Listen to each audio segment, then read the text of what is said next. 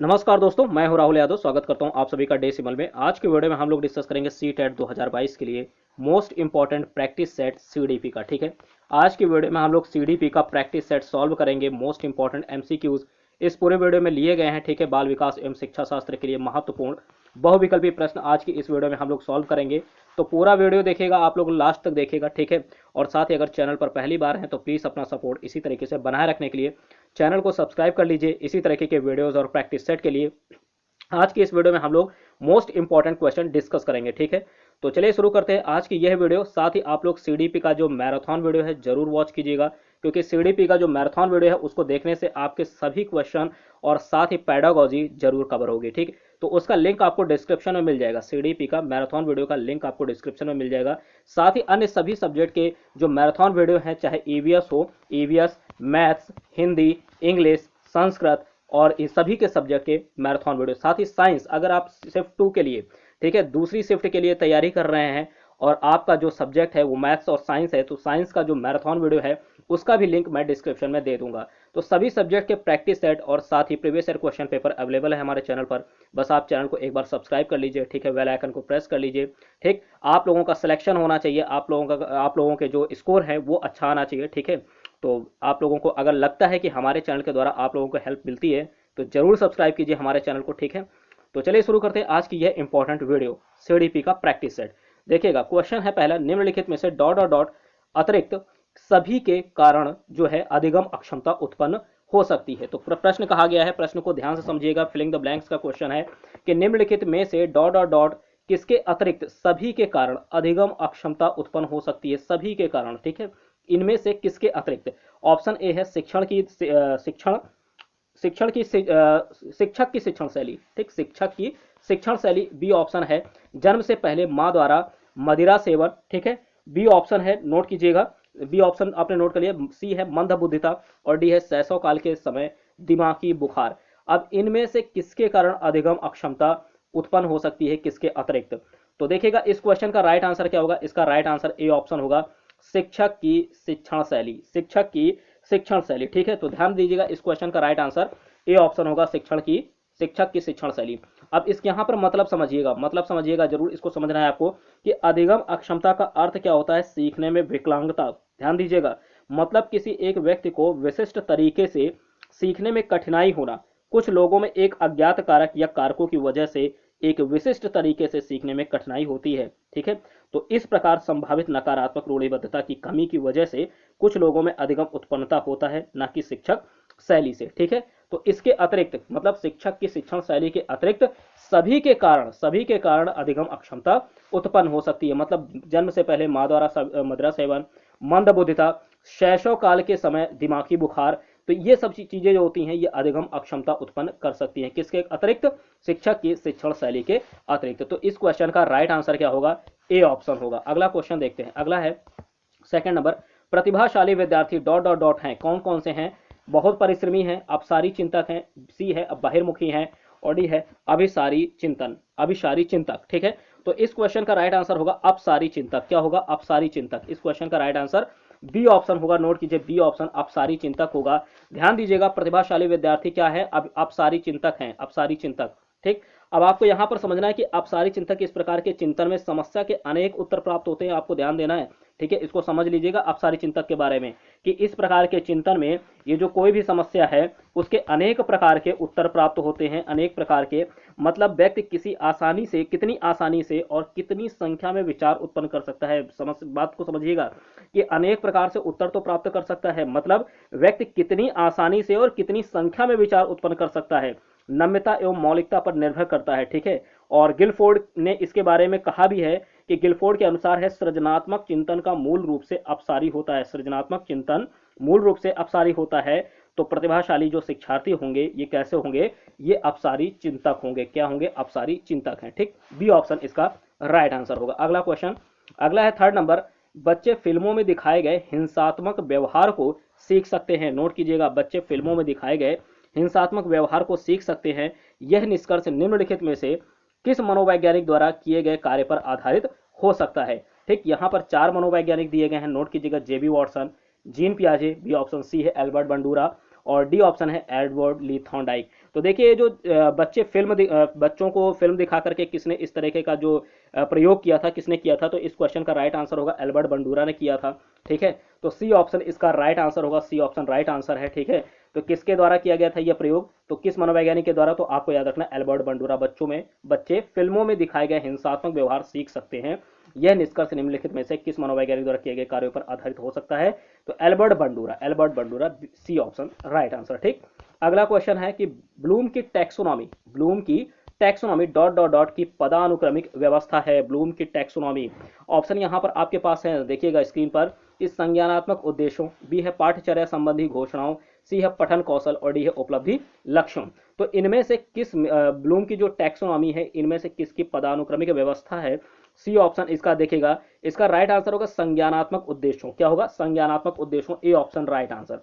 ठीक, A option इसका right answer होगा, संज्ञानात्मक उद्देश्यों होगा। क्यों होगा इसके बारे में समझिएगा कि टैक्सोनॉमी का अर्थ क्या है। टैक्सोनॉमी का अर्थ होता है ऐसी प्रणाली जिसे वर्गीकृत किया जा सके। नोट कीजिएगा टैक्सोनॉमी का मतलब क्या होता है, इसका अर्थ तो नोट कर लीजिए। टैक्सोनॉमी इसका अर्थ क्या होता है, इसका अर्थ होता है कि ऐसी प्रणाली जिसे वर्गीकृत किया जा सके, वर्गीकृत किया जा सके। ठीक है, ब्लूम टैक्सोनॉमी को 3 भागों में वर्गीकृत किया गया है। कौन कौन से 3 भाग हैं, नोट कीजिएगा। ब्लूम टैक्सोनॉमी को 3 भागों में वर्गीकृत किया गया है। पहला है ज्ञानात्मक पक्ष, नोट कीजिए पहला क्या है, ज्ञानात्मक पक्ष। ब्लूम टैक्सोनॉमी को 3 भागों में वर्गीकृत किया गया है। पहला है ज्ञानात्मक पक्ष, नोट कीजिए। दूसरा क्या है, दूसरा है भावात्मक पक्ष। पहला ज्ञानात्मक, दूसरा है भावात्मक पक्ष, और तीसरा नोट कीजिएगा, तीसरा है क्रियात्मक या मनोपेशीय उद्देश्य। तीसरा क्या है, नोट कीजिए, क्रियात्मक या मनोपेशीय, क्रियात्मक या फिर मनोपेशीय इसको बोल सकते हैं उद्देश्य। तो ब्लूम की टैक्सोनॉमी जो होती है यह संज्ञानात्मक उद्देश्यों की पदानुक्रमिक व्यवस्था होती है। और आपको पता होना चाहिए कि ब्लूम टैक्सोनॉमी को 3 भागों में वर्गीकृत किया गया है। पहला क्या है, ज्ञानात्मक पक्ष, दूसरा है भावात्मक पक्ष, और तीसरा है क्रियात्मक पक्ष, या फिर आप बोल सकते हैं उसे मनोपेशीय उद्देश्य। ठीक, इतना आपको इसके बारे में डिटेल पता होना चाहिए। मैंने आपको टैक्सोनॉमी का अर्थ भी बताया कि ऐसी प्रणाली जिसे वर्गीकृत किया जा सके, ठीक है, उसे बोलते हैं टैक्सोनॉमी। क्या बोलते हैं, टैक्सोनॉमी। ठीक, आगे बढ़ते हैं, अगला question 5th number, dot dot dot, यहां पर फिलिंग द ब्लैंक्स स्टार्टिंग में ही है कि अतिरिक्त, इनमें से किसके अतिरिक्त निम्नलिखित कुछ तकनीकें हैं जो परीक्षा के कारण होने वाली चिंता को दूर करती हैं। सी टैट में इसी तरीके के क्वेश्चन पूछे जाते हैं। ठीक है, इनमें से कौन एक है जिसके अतिरिक्त निम्नलिखित कुछ तकनीकें हैं जो परीक्षा के कारण होने वाली चिंता को दूर करती हैं। ऑप्शन ए है, नोट कीजिएगा, समर्थन प्राप्त करना, यहां पर करना लगा आके मतलब विशिष्टताओं पर बल देना, सी है परिणाम के बारे में बहुत अधिक सोचना, और डी है प्रश्न पत्र की संरचना यानी पैटर्न से परिचित कराना। तो इनमें से कौन सी ऐसी कुछ किसके अतिरिक्त कौन सी कुछ तकनीकें हैं जो परीक्षा के कारण होने वाली चिंता को दूर करती हैं।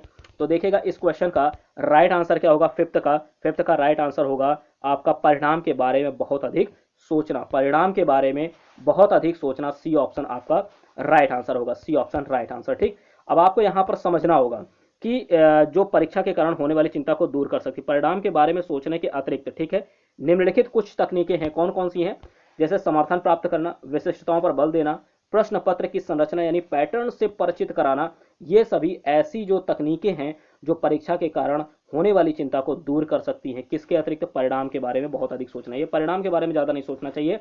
ठीक है, आपको इन सब चीजों पर ध्यान देना है, जैसे कि समर्थन, ठीक, विशिष्टताओं पर बल और प्रश्न पत्र की संरचना पैटर्न से परिचित करना। अगर आप ये 3 पॉइंट इसको जो है फॉलो करते हैं तो थोड़ा सा आपके एग्जाम में होने वाली जो चिंताएं हैं वो दूर हो सकती हैं। ठीक, तो इसका सी ऑप्शन राइट आंसर। ठीक, अगला क्वेश्चन 6 नंबर, कि शिक्षार्थी फैशन शो को देखकर मॉडल्स का अनुकरण करने की कोशिश करते हैं। ठीक है, फैशन शो को देखकर, नोट कीजिएगा, फैशन शो को देखकर मॉडल्स का अनुकरण करने की कोशिश करते हैं। इस प्रकार के अनुकरण को डॉट डॉट डॉट कहा जा सकता है। क्या कहा जा सकता है इस प्रकार के अनुकरण को, ठीक है, मतलब किसी मॉडल को देखा फैशन शो में तो उसी के अकॉर्डिंग जो है वो नकल करने लगे, उन्हीं के जैसा उनको देख रहे हैं वैसा वो करने की कोशिश करते हैं।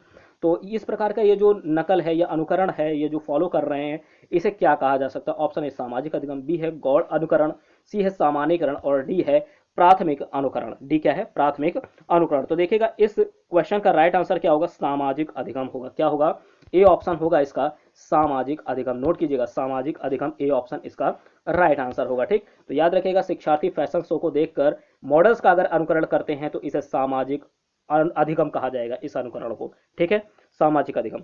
तो इस क्वेश्चन का राइट आंसर ए ऑप्शन होगा। अगला क्वेश्चन देखते हैं, सेवेंथ नंबर है, नोट कीजिएगा कि सामाजिक भूमिकाओं के कारण न कि जीव वैज्ञानिक संपत्ति के कारण सौंपी गई विशिष्टताएं डॉट डॉट डॉट कहलाती हैं। क्या कहलाती हैं इनमें से? ठीक, सामाजिक भूमिकाओं के कारण, नोट कीजिएगा, न कि जीव वैज्ञानिक संपत्ति के कारण सौंपी गई विशिष्टताएं डॉट डॉट डॉट डॉट कहलाती हैं। तो बताइएगा इनमें से कौन सा है? ऑप्शन ए है, नोट कीजिए, ऑप्शन ए है जेंडर भूमिका दबाव, बी है जेंडर भूमिका नैदानिकी, सी है जेंडर भूमिका रूढ़िबद्धता और डी है जेंडर अभिवर्ती भूमिका। तो बताइएगा इनमें से कौन है, ठीक, कौन सा होगा? तो देखिए इस क्वेश्चन का राइट आंसर क्या होगा, नोट कीजिएगा, सेवेंथ का राइट आंसर यहाँ पर आपको दिख रहा होगा सी ऑप्शन। क्या होगा? सी ऑप्शन है, ठीक, यानी कि जेंडर भूमिका रूढ़िबद्धता। ठीक, जेंडर भूमिका रूढ़िबद्धता, सी ऑप्शन आपका राइट आंसर होगा। ठीक है, C option right, C option इसका राइट आंसर होगा। ठीक, जेंडर भूमिका रूढ़िबद्धता सामाजिक भूमिकाओं के कारण न कि जीव वैज्ञानिक संपत्ति के कारण सौंपी गई विशेषताएं जेंडर भूमिका रूढ़िबद्धता कहलाती हैं। ठीक, अगला क्वेश्चन देखते हैं, एट्थ नंबर है, नोट कीजिए कि जब एक बावर्ची खाना पकाते समय खाने को चखता है तो वह डॉट डॉट डॉट के समान है। किसके समान है? ठीक, मतलब जब कोई बावर्ची जो है वो खाना बनाते हैं तो उसको चखते हैं कि इसमें किसी चीज़ की कमी तो नहीं रहेगी। ठीक है, तो वह जो है डॉट डॉट डॉट के समान है। किसके? आकलन और सीखना। बी है सीखने के रूप में आकलन, सी है सीखने का आकलन और डी है सीखने के लिए आकलन। देखिए सभी के ये मत सोचिए कि सारे एक जैसे ना, आकलन और सीखना यह अलग है, सीखने के रूप में आकलन, सीखने का आकलन या सीखने के लिए आकलन। तो बताइएगा इनमें से वह किसके समान है? ठीक, तो इस क्वेश्चन का राइट आंसर सीखने के लिए आकलन। क्या होगा? सीखने के लिए आकलन, यानी बी ऑप्शन राइट आंसर होगा। ठीक, सीखने के लिए आकलन के समान है। आपको यह समझना है कि जब कोई बावर्ची खाना पकाता है और उसे बाद में स्वयं चख कर देखता है तो वह सीखने के लिए आकलन के समान है। वह यह देखता है कि उसने जो कार्य किया है वह कार्य ठीक रूप से पूर्ण हुआ है या नहीं। समझ रहे हैं ना आप? इसीलिए वो चखता है कि किसी चीज़ की कमी तो नहीं रहेगी। अगर कमी रह गई है तो उसमें थोड़ा सा सुधार कर सकता है। ठीक है, तो ठीक तरह से हुआ है या नहीं हुआ है, इसी के लिए बावर्ची खाने को चखता है। और ये किसके समान हो सकता है? सीखने के रूप में आकलन, सीखने के रूप में आकलन। नोट रखिएगा ये चार ऑप्शन में, ठीक है, सीखने के रूप में आकलन, बी ऑप्शन राइट आंसर। अगला क्वेश्चन है, अगला यहाँ पर देखिएगा, नर्सरी कक्षा में शुरुआत करने के लिए कौन सी विषय वस्तु सबसे अच्छी है? नर्सरी कक्षा में शुरुआत करने के लिए कौन सी विषय वस्तु सबसे अच्छी है? ठीक है, तो देखिएगा इस क्वेश्चन का राइट आंसर क्या होगा? ऑप्शन ए है मेरा परिवार, बी है मेरा विद्यालय, सी है मेरा प्रिय मित्र और डी है मेरा पड़ोस। ठीक, इस क्वेश्चन का राइट आंसर क्या होगा? इसका राइट आंसर नोट कीजिए आप, 9th का ए ऑप्शन। ठीक है, मेरा परिवार। नर्सरी कक्षा है, छोटे बच्चे हैं, तो इसमें शुरुआत करने के लिए कौन सी विषय वस्तु सबसे अच्छी है?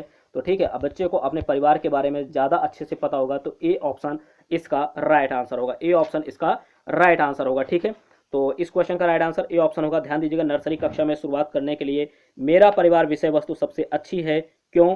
क्योंकि नर्सरी कक्षा में बालक को विद्यालय, मित्र, पड़ोस के बारे में ज्ञान नहीं होता है। ठीक है, ना तो विद्यालय के बारे में उसे पता है, ध्यान दीजिएगा, ना तो विद्यालय के बारे में बच्चे को पता है, ना ही मित्र के बारे में पता है, ठीक, और ना ही पड़ोस के बारे में ठीक से ज्ञान होता है। लेकिन परिवार से संबंधित जैसे कि उसके माता पिता हो गए, ठीक है, माता पिता हो गए, भाई बहन हो गए, तो इनके बारे में वह अच्छे से जानता है। अपने मम्मी पापा के बारे में जानेगा, अपने भाई बहन के बारे में जानेगा, तो कुल मिलाकर के परिवार के बारे में अच्छे से जानेगा। तो ये एक अच्छा विषय वस्तु हो सकती है, मेरा परिवार। ठीक है, समझ रहे हैं ना? तो अगला क्वेश्चन देखेंगे, अगला है कि किशोर डॉट डॉट डॉट का अनुभव कर सकते हैं। किशोर डॉट डॉट डॉट का अनुभव कर सकते हैं। ऑप्शन है बचपन में किए गए अपराधों के प्रति डर के भाव, बी है आत्मसिद्धि के भाव, सी है दुश्चिंतता और स्वयं से सरोकार और डी ऑप्शन है, नोट कीजिएगा, डी ऑप्शन है जीवन के बारे में परितृप्ति के भाव। ठीक है, तो देखिएगा किशोर इनमें से किसका अनुभव कर सकते हैं? इस क्वेश्चन का राइट आंसर ए ऑप्शन होगा। देखिएगा दुश्चिंतता और स्वयं से सरोकार, क्या है? C option. ठीक है, ए नहीं सी होगा, दुश्चिंतता और स्वयं से सरोकार, यानी सी ऑप्शन आपका राइट आंसर होगा। नोट कीजिएगा कि किशोर दुश्चिंतता और स्वयं से सरोकार का अनुभव कर सकते हैं। वह अपने रंग रूप, स्वास्थ्य, मान सम्मान, आर्थिक स्थिति, सामाजिक स्वीकृति, शैक्षिक प्रगति भाव, भावी व्यवस्था आदि के प्रति सदैव व्यग्र रहते हैं। ठीक है, तो आपको ध्यान रखना है कि किशोर किसका अनुभव कर सकते हैं, तो दुश्चिंतता एवं स्वयं का सरोकार, सी ऑप्शन राइट आंसर। अगला क्वेश्चन देखेंगे, 11th नंबर है, सीखने के लिए आकलन निम्नलिखित का ध्यान रखता है सिवाय किसके?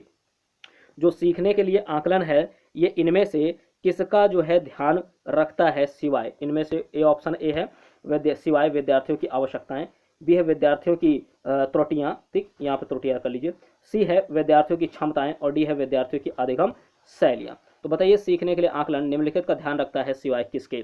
तो इस क्वेश्चन का राइट आंसर नोट कीजिए, विद्यार्थियों की आवश्यकताएं, विद्यार्थियों की आवश्यकता, यानी ए ऑप्शन इसका राइट आंसर होगा। क्या होगा? ए ऑप्शन राइट आंसर होगा। नोट कीजिएगा, विद्यार्थियों की आवश्यकताएं, किसके सिवाय? विद्यार्थियों की आवश्यकताएं। तो इस क्वेश्चन का राइट आंसर ए ऑप्शन होगा, नोट कीजिएगा। ठीक, सीखने के लिए आकलन विद्यार्थियों की आवश्यकता का ध्यान नहीं रखता है, जबकि सीखने के लिए आकलन विद्यार्थियों की क्षमताओं, उनकी त्रुटियों एवं अधिगम शैलियों का ध्यान रखते हैं। यानी विद्यार्थियों की त्रुटियों, क्षमताएं, अधिगम शैली, इन सभी का ध्यान रखते हैं, लेकिन आवश्यकता का ध्यान नहीं रखते हैं। ए ऑप्शन इसका राइट आंसर होगा। अगला क्वेश्चन देखते हैं, 12 नंबर है। ठीक है, यहाँ पर सारे आपको जो आंसर हैं वो एक्सप्लेनेशन के साथ बताए जा रहे हैं। ठीक है, तो कायदे से समझ लीजिएगा। जैसे कि मैंने टैक्सोनॉमी वाले का मतलब भी बताया कि होता क्या है, सिर्फ टैक्सोनॉमी शब्द आ गया, ठीक है, उसी से काम नहीं चलाना है कि टैक्सोनॉमी शब्द आया और आपने टैक्सोनॉमी रट लिया। ठीक है, टैक्सोनॉमी क्या होता है मैंने बताया अभी पीछे वीडियो, आप लोग एक बार फिर से अगर नहीं समझ में आया तो एक बार पीछे ध्यान से देखिएगा, उसके बारे में बताया कि कितने भागों में वर्गीकृत किया गया है। तो सभी कुछ को थोड़ा सा आप लोग डिटेल में पढ़िएगा, क्योंकि सी टेट में आपका कॉन्सेप्ट क्लियर होना चाहिए। अगर कॉन्सेप्ट क्लियर है तो ही आप वहाँ पर क्वेश्चन जो प्रश्न पूछे जाएंगे उनका आंसर जो है सेलेक्ट कर सकेंगे। ठीक है, कभी कभी एक से दो ऑप्शन ऐसे लगते हैं कि सेम है। ठीक है, तो आपको जो सबसे बेस्ट होगा, जो सबसे सुटेबल आंसर होगा, उसी को सेलेक्ट करना है।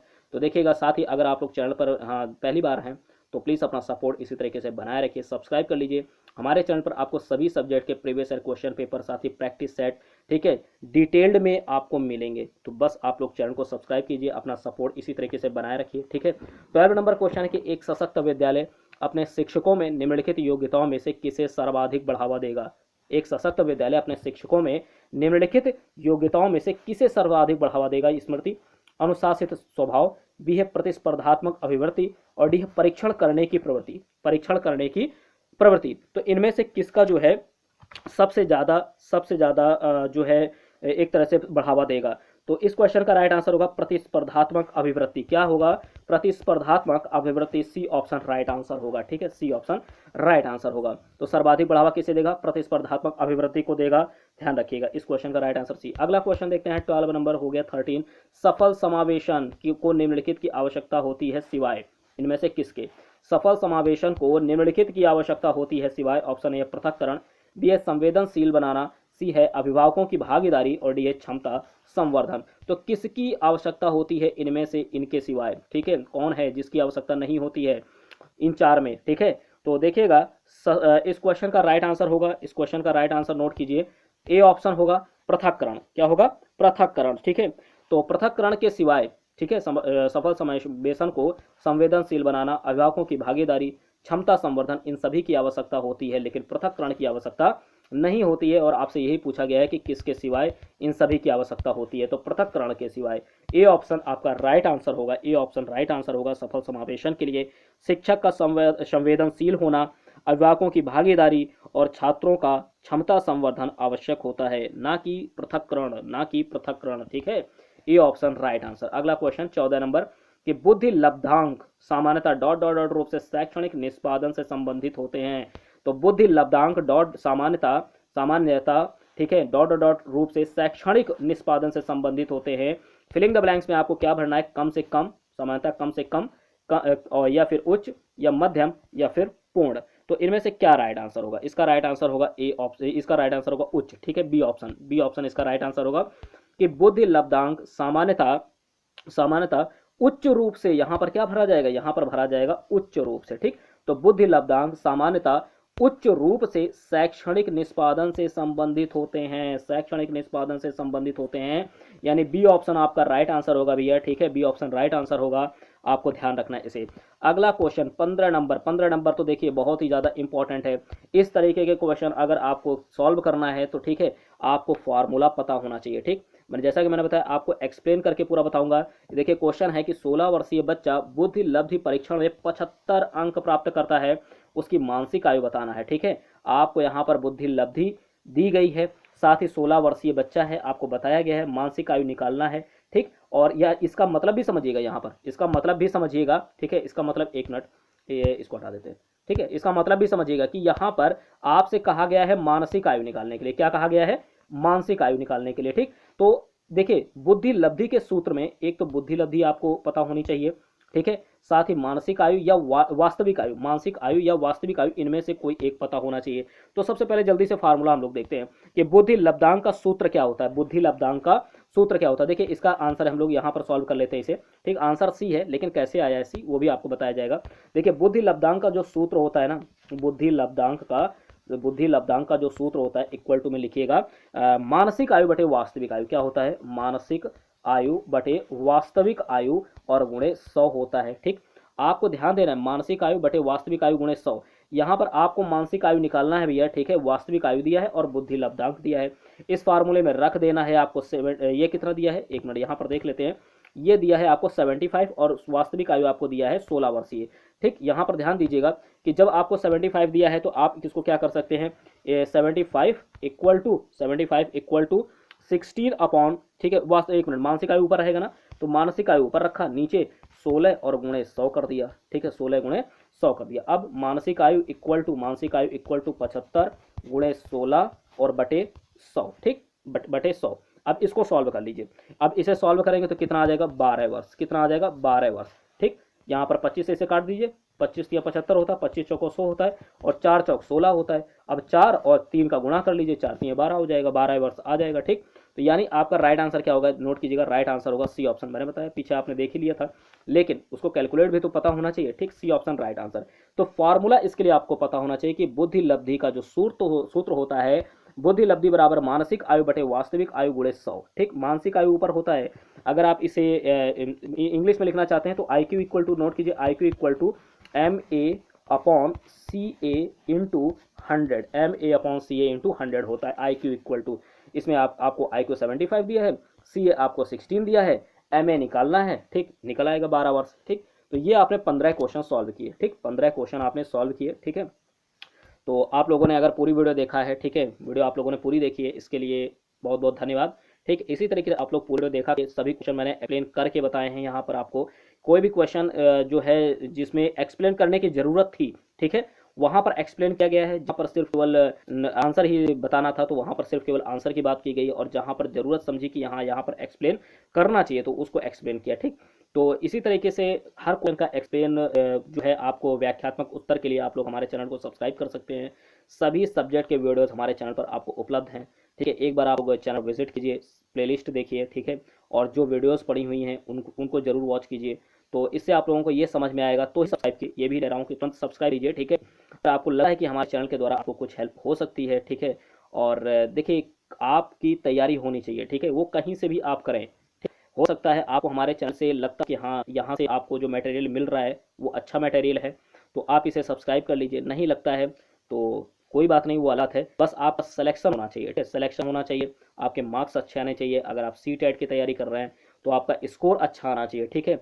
वो कहीं से भी आप तैयारी करें, तो अगर आप हमारे चैनल पे जो कंटेंट उपलब्ध करवाया जाता है, ठीक है, वो अगर आपको पसंद आता है, ठीक, वीडियो पसंद आती है तो आप लोग लाइक कीजिए, इस वीडियो को जमकर शेयर कीजिए, जहाँ हो सके शेयर किया कीजिए, ठीक है। और साथ चैनल को सब्सक्राइब करना बिल्कुल मत भूलें, ठीक है। मिलते हैं आपसे नेक्स्ट वीडियो में, थैंक यू।